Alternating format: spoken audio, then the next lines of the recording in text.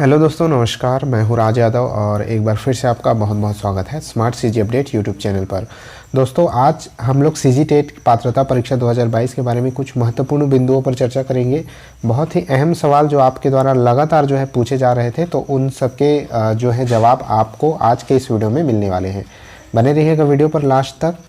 तो अगर आप चैनल पर नए हैं तो चैनल को जल्दी से सब्सक्राइब करके जरूर रख लीजिएगा, क्योंकि इस टॉपिक पर रिलेटेड जो है लेटेस्ट वीडियो आपको लेटेस्ट खबर लेटेस्ट टाइम पर मिलते रहते हैं। साथ ही बगल वाले बेल आइकन को प्रेस करके ऑल पर भी सेट कर दीजिएगा, ताकि जब भी आगे मैं वीडियोस अपलोड करूं तो तुरंत आप तक नोटिफिकेशन चला जाए। तो दोस्तों चलिए शुरू करते हैं। तो जैसे कि आप देखेंगे कि यहाँ पर लगातार पूछे जाने वाले प्रश्नों में एक सवाल बहुत ही अहम था, और वो ये था कि क्या व्यापम के द्वारा जो भी प्रश्न विलोपित किए जाएंगे उन पर सभी को बोनस अंक मिलेगा या फिर नहीं। ठीक है, तो इसका जवाब बिल्कुल मैं ऑथेंटिक सोर्स के साथ आप सभी को दूंगा।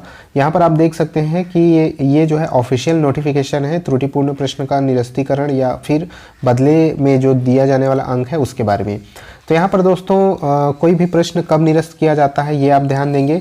प्रश्न की संरचना गलत होती है तब उसको निरस्त किया जाता है।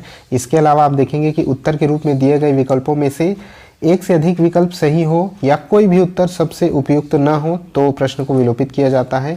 कोई भी प्रश्न विकल्प सही ना हो, यानी 4 विकल्प में से कोई भी विकल्प सत्य ना हो, तभी प्रश्न को विकल्प किया जाता जो है विलोपित किया जाता है। इसके अलावा किसी प्रश्न के हिंदी और अंग्रेजी रूपांतर में अंतर हो जिसके कारण दोनों में भिन्न अर्थ जो है निकलते हों और एक भी सही उत्तर स्पष्ट ना होता हो, इस वजह से भी विलोपित किया जा सकता है।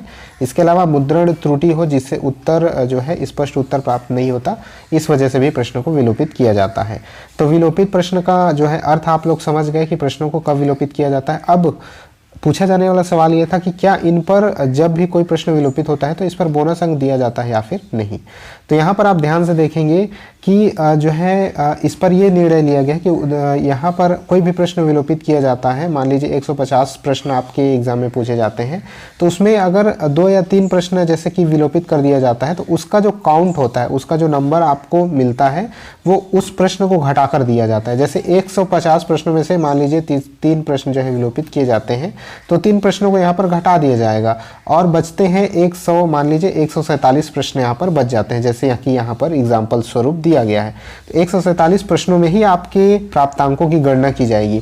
इसके लिए एक फार्मूला भी दिया गया है। ठीक है, तो कुल उत्तरों की संख्या इंटू कुल प्रश्न डिवाइडेड बाय कुल प्रश्न माइनस निरस्त प्रश्न, ये इसके लिए फार्मूला बनाया गया है काउंट करने के लिए। ठीक है, तो अगर पूरे प्रश्न सही है 150 और ऊपर ये जो फार्मूला लगाया गया है, तो 150 यहीं पर कट जाते हैं और जितने आपने सही किए हैं उतने ही आपको अंक मिलते हैं। लेकिन अगर कुछ प्रश्न विलोपित किए जाते हैं तो इस फार्मूले के हिसाब से आपको 147 प्रश्न सही करने पर, 102 प्रश्न सही करने पर आपको इतने अंक मिल जाते हैं। तो आप देख सकते हैं कि ये जो है डायरेक्ट बोनस अंक नहीं दिया जाता कि अगर 3 प्रश्न गलत हैं तो आपको 3 नंबर एक्स्ट्रा दे दिए गए। इसको एक फार्मूले के हिसाब से आपको दिया जाता है। तो 102 अंक, 102 प्रश्न सही करने पर आपको 104.08 मार्क्स, 08 नंबर, इतने इस तरह से जो है इसको काउंट किया जाता है। तो आप सीधे तौर पर समझ गए, इसमें डायरेक्ट जो है बोनस अंक नहीं दिया जाता, बल्कि बोनस के रूप में एक फार्मूला के रूप में आपको बोनस दिया जाता है। तो जी हाँ, प्रश्न विलोपित करने पर जो है फ़ायदे होते भी हैं और कई बार जो है फ़ायदे नहीं भी होते हैं। मान लीजिए कि प्रश्न, उन्हीं प्रश्नों को विलोपित किया गया है जिसको आपको कॉन्फिडेंट लग रहा है कि आपको जो है आपका वो प्रश्न सही है।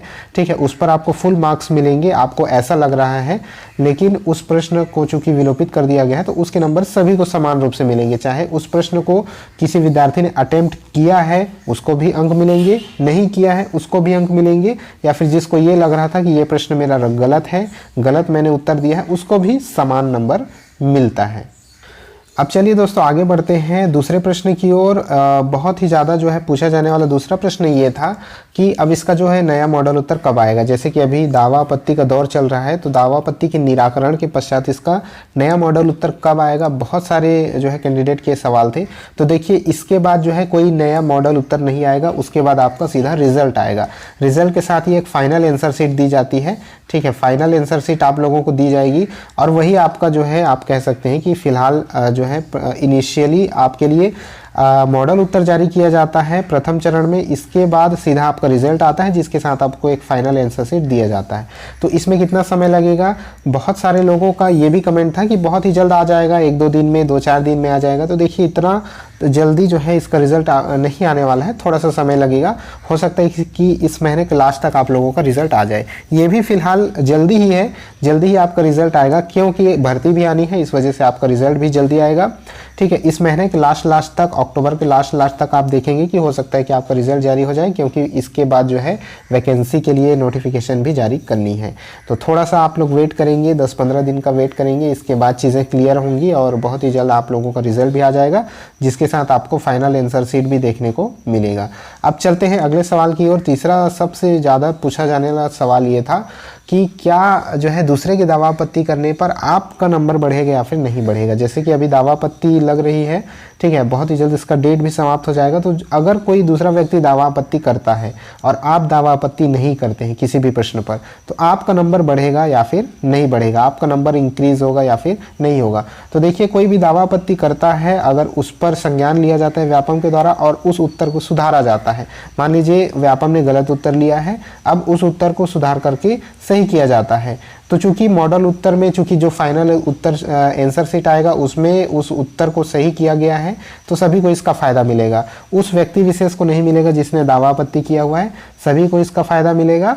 और अगर आपने किसी भी प्रश्न पर दावा आपत्ति नहीं किया है, तब भी आपके उत्तर जो है अंक बढ़ेंगे अगर आपका वो उत्तर सही होता है। अगर आपने उस सही उत्तर पर टिक किया हुआ है तो आपका जो है अंक जरूर बढ़ेगा। तो इस बात के लिए निश्चिंत रहिए, जो दावा आपत्ति नहीं भी कर रहे हैं सभी के नंबर बढ़ेंगे अगर दावा आपत्ति में गलत उत्तर को सही किया जाता है, और जिन लोगों ने भी उस उत्तर को सही किया सभी के अंक बढ़ेंगे। तो इस तरह से 3 सवालों के जवाब आपने देखे, जो महत्वपूर्ण सवाल थे, जो कि जिज्ञासावश काफ़ी ज़्यादा मात्रा में पूछे जा रहे थे। इसके अलावा भी और भी सवाल आपके मन में होंगे तो आप नीचे कमेंट बॉक्स में कमेंट कर सकते हैं।